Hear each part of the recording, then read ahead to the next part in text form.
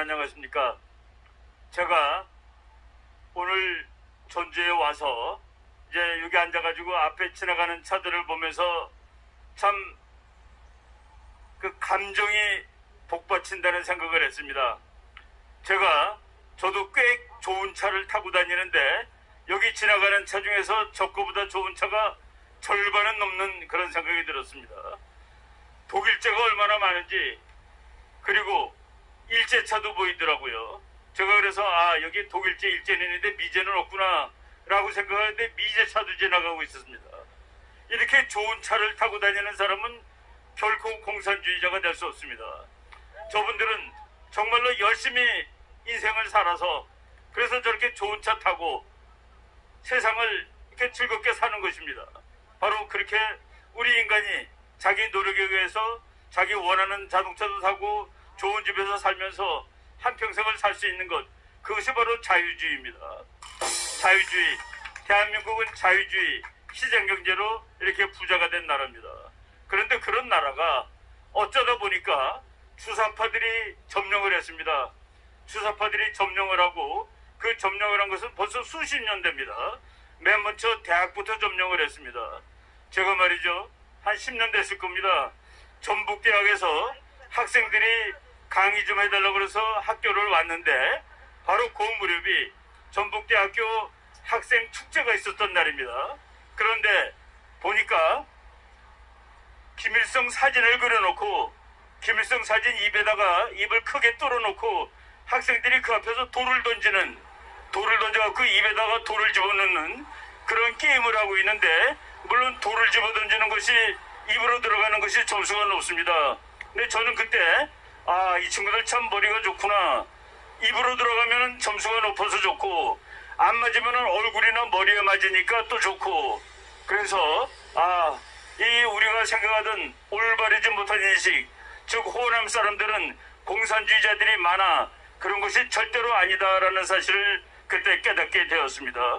우리 여기 저기 보면은 대한민국이 망했다, 공산주의 두고만 보시겠습니까? 라고 말씀드리고, 그리고 우리 목사님이 지금 대한민국이 북한한테 먹히게 생겼다 라고 말씀을 드리는데, 많은 사람들이 뭐가 그래, 우리가 이렇게 잘 살고 우리가 힘이 더 센데 북한한테 먹히긴 뭐가 먹혀. 여기에 대해서 제가 목사님이 하신 말씀을 그 말이 얼마나 맞는 말인지를, 그 사실을, 북한에서 우리를 어떻게 보는지 그 사실을, 일화를 잠깐 말씀을 드리도록 하겠습니다. 원래 그 남북대화라는 것이 원래는 없었습니다. 대한민국 대통령들이 옛날에 우리나라가 가난할 때, 여러분 혹시 잘 모르시겠지만은 1960년에는 북한이 남한보다 3배 잘 살았습니다. 개인적으로 대한민국 국민들이 1년에 800달러를 버는데 북한 사람들이 240달러를 벌던 것이 1960년입니다. 1961년 그 무렵에. 그런데 박정희 대통령이 열심히 노력을 해서 대한민국이 북한하고 같아지는 해가 1972년이었습니다.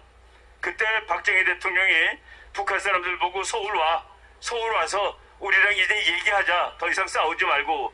그래서 처음으로 1972년에 북한의 적십자 단체 간부들이 서울을 왔습니다. 이제 서울한테 우리 박정희 대통령이 있을 때 북한 사람들한테 보여줄 수 있다라고 생각을 한 것이죠.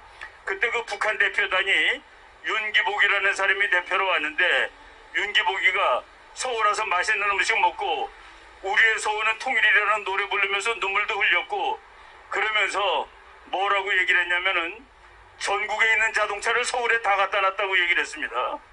너네들이 우리한테 보여주려고 전국에 있는 자동차를 다 서울에다 갖다 놓은 거야. 그랬더니만은 그때 우리나라 대표가 이범석 씨라는 분이 있었는데, 그분이 뭐라고 얘기를 했냐면은, 맞아요, 자동차를 끌어다 놓는데 그거는 별로 어렵지 않더라고요. 건물들을 다 옮겨다 놓느라고 얼마나 고생했는지 모릅니다 라고 대답을 해가지고, 그때 우리나라 참 괜찮은 공무원들, 괜찮은 정치가들이 있었습니다. 그때 북한 사람들이 북한으로 갔습니다. 김일성이 그놈이 머리는 좋은 놈이에요. 자기네 남한에 갔다 온 북한 간부들이 얼굴이 전부 얼굴색이 나쁜 거라, 그러니까 동무들 가서 남조선이 잘 사는 거 보고 왔지 그거 보고 놀러가는 겁먹지 말라고 좌절하지도 말고 어느 날 시간 봐서 우리가 가서 다 뺏어버리면 그게 우리 거가 되는 거야. 그러니까 걱정할 거 하나도 없어 라고 자기 부하들을 오히려 위로를 해줬습니다. 그 아들 김정일이가 말이죠. 김정일이는 워낙 파티를 좋아합니다. 뭐 술 먹고 노는 걸 좋아해요. 그래서 높은 사람들이 다 파티에 불려다니는데 김정일 파티에 불려다닐 정도면은 대단히 높은 사람입니다. 그 중에서 한국으로 탈출한 사람이 있습니다. 황정엽 선생은 주체사상을 만들어준 사람인데 김일성대학 총장을 했고 김일성대학의 간부를 했던 김두콩이라는 분이 함께 한국으로 넘어왔죠. 김두콩이라는 분은 지금도 살아계시는데 그분이 회고록을 썼습니다.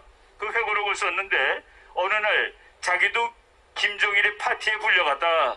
파티에 불려갔는데 그날은 이상하게 앞에 테이블을 하나 놓고 이쪽에는 꼰총을 한 자리를 놓고 이쪽에는 달러 뭉치가 있더라는 거예요. 미국 돈. 그러면서 여러분들 와서 하나씩 집어봐요 그러더래요. 김정일이가. 사람들이 머뭇머뭇거리니까 그 뒤에 있는 군인들한테 너네들이 와서 집어봐. 그랬더니 한 녀석이 달러를 집었습니다. 한 녀석이 꼰총을 집었습니다. 김정일이가 그랬습니다. 왜 그걸 집었는지 설명을 해봐라. 그랬더니만은 달러를 집은 녀석이 뭐라고 그랬냐면은 수령님 이 돈이 있으면은 저 꼰총을 살 수 있습니다 라고 대답을 했습니다. 그거 말 되는 소리구만. 근데 자네는 왜 꼰총을 집었지?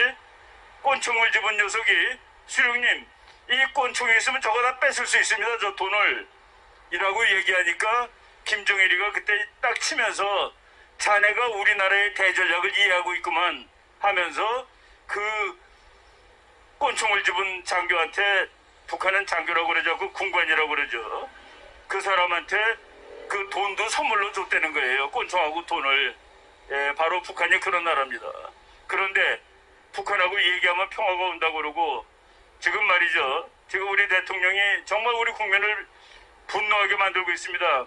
지금 G7 정상회담에 옵저버로 참석을 했는데 오스트리아를 방문했어. 오스트리아. 여러분 오스트리아 경치 무지하게 좋은 나라입니다.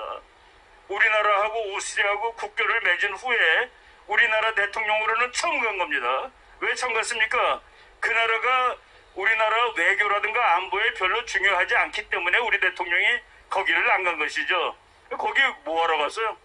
놀러 간 거야? 뭐야?